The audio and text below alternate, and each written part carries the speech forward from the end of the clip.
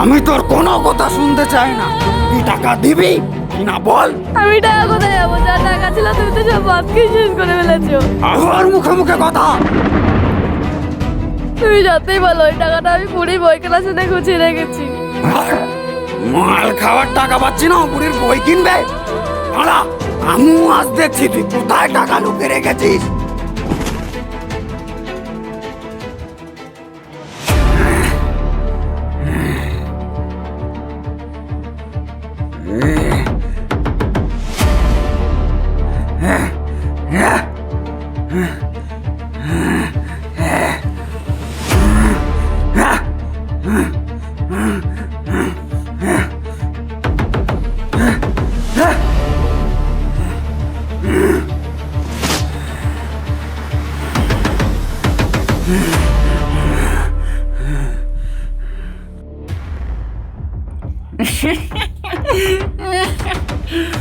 এই তো টাকা দিবি না বলো? তুমি আমার কথা শোনো, তোমার পায়ে পড়ি, ওই টাকাটা তুমি নিও না।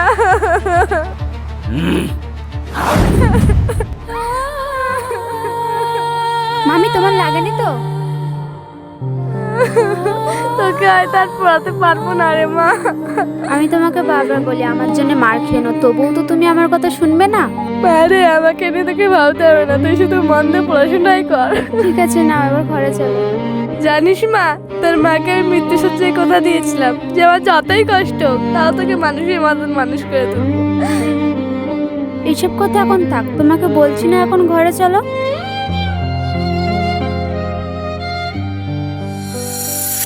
কি গো, তোমার আজ মন খারাপ লাগছে কেন?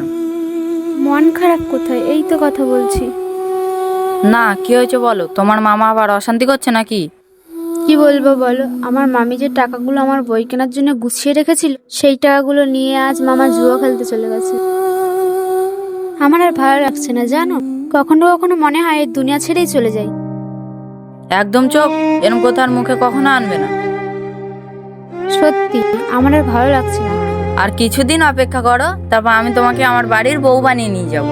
জানো আমার খুব চিন্তা হয়, আমি বিয়ে হয়ে চলে গেলে আমার মামির কি হবে? তুমি চিন্তা করছো কেন?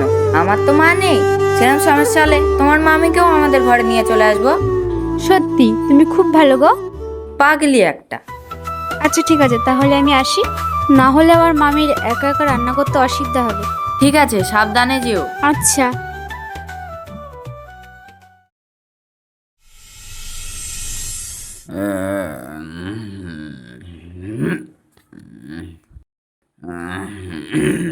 কি রে, ঘর বাড়ির দরজা লাগিয়ে সব কি করছিস? বল বাচ্চা। মামা বাড়ির দরজা তো খোলাই আছে, দেখতে পাচ্ছ না নাকি? দেখবি কি করে, মদ দিলে বাড়িতে ঢুকেছে না। চুপ কর, তাড়াতাড়ি টাকা ফেল। আমার কাছে টাকার গাছ আছে নাকি যে বারবার চাইলে দিয়ে দেবো? টাকা নেই তো কি হচ্ছে, সে সোনার হাটটা দে। সব গিলা হয়ে গেল, ওই সোনার হাতটা পেছনে পড়েছে এবার। আমি ওই সোনার হাত কখনো দেবো না তোমাকে। চুপ, তুই একদম কথা বলবি না।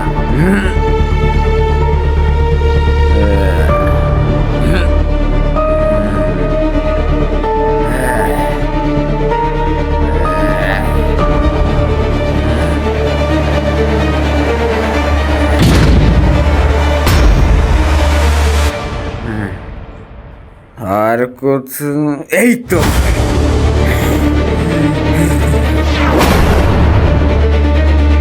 এই তো হাত বলছিলি, হাত দিবি না?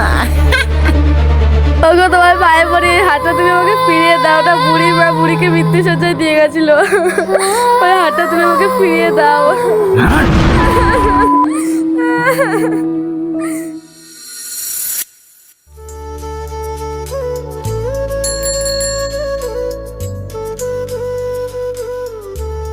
কি রে রাহুল, মাথা নিচু করে বসে আছে, আজকে যাবি না নাকি? না রে ভাই, মাল করি সব শেষ, ইনে খেলতে যাব। তোর কি আর টাকার অভাব? বিশ্বাস কর ভাই, আমার কাছে আর 1 টাকাও নেই। টাকা নেই তো কি হয়েছে, তোর ঘরে সুন্দরী ভাগ্নি তো আছে না? ভাগ্নি আছে তো কি হয়েছে?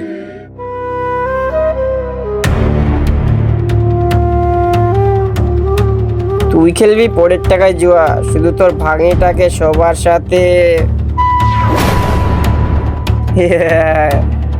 না রে ভাই, ও অত খারাপ কাজ আমি করতে পারবো না। না, দেখ তোকে একটা ভালো যুক্তি দিলাম, তুই করবি না করবি সেটা তোর ব্যাপার। কিন্তু নিজের ভাগ্নিকে কিছুই হবে না রে, শুধু টাকা আর টাকা। ঠিক আছে, তাহলে আমি রাজি।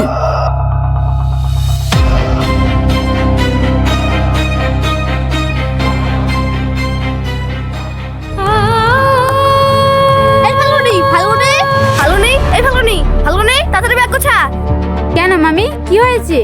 তুই তাড়াতাড়ি বাড়ি থেকে পালিয়ে চল, তোর বাবার মানুষ নেই, ও শুয়ে গেছে।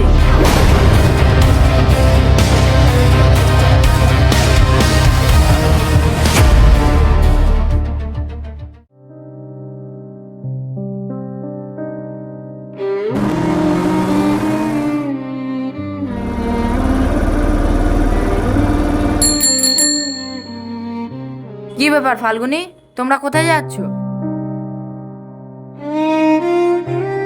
কি ব্যাপার, তোমার চোখে জল কেন? মামি, কি হয়েছে? মামা কি তোমাদের ঘর থেকে বের করে দিয়েছে? বাবা, অনেক ঘটনা ঘটে গেছে, সেসব তোমাকে পরে বলবো। পরে বলবেন, ঠিক আছে, কিন্তু এখন আপনারা কোথায় যাচ্ছেন? জানি না গো, দু চোখ যেদিকে যাবে আমি আর মামি সেদিকেই যাব। এসো ফাল্গুনি, আসুন মামি। কিন্তু কোনো কিন্তু না, আজ থেকে আপনারা আমার বাড়িতেই থাকবেন।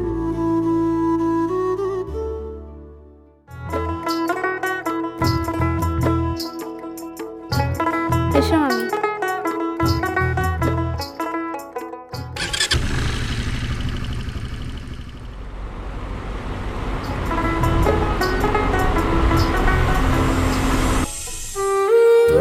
বোন, একটা কথা বলবো? বলুন ভাই। আপনি তো জানেন ফাল্গুনি আর আমার ছেলে একে অপরকে খুবই ভালোবাসে। আমার ইচ্ছে এদের দুজনের বিয়েটা দিয়ে দিই। আপনি কি বলছেন? এটা খুব ভালো কথা ভাই, আপনি যত তাড়াতাড়ি পারেন ওদের বিয়েটা দিয়ে দিন।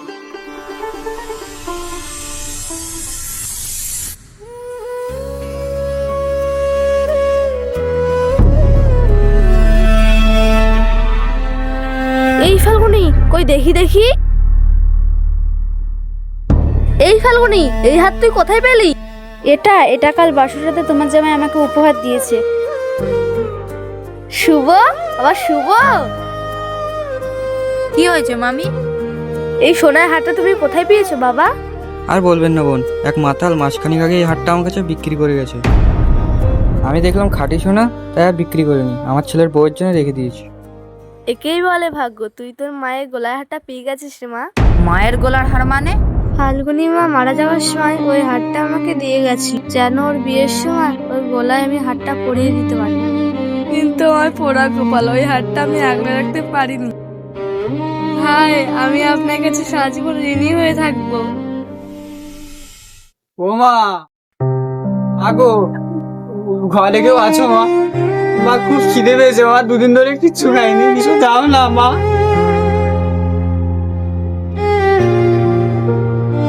এ কি, ভিক্ষে করছো? হ্যাঁ, এটাই আমার কর্মের ফল। এই নোংরা খেলা আর মদের নেশা আজ আমায় রাস্তায় নামিয়েছে।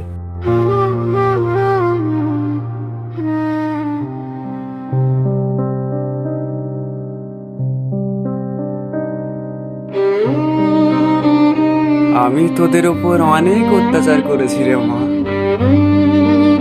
পারলে তোরা আমাকে ক্ষমা করে দিস। দাঁড়ান মামা, আপনি কোথায় যাচ্ছেন? তোমাদের এই সুখের সংসার ছেড়ে অনেক দূরে চলে যাচ্ছি বাবা, অনেক দূরে। আপনাকে কোথাও যেতে হবে না মামা, আপনি আপনার ভুল বুঝতে পেরেছেন, আজ থেকে আপনি আমাদের সাথেই থাকবেন।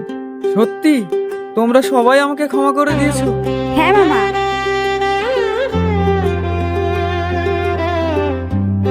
সত্যি বাপ, তুমি অনেক বড় মনের মানুষ, অনেক বড়।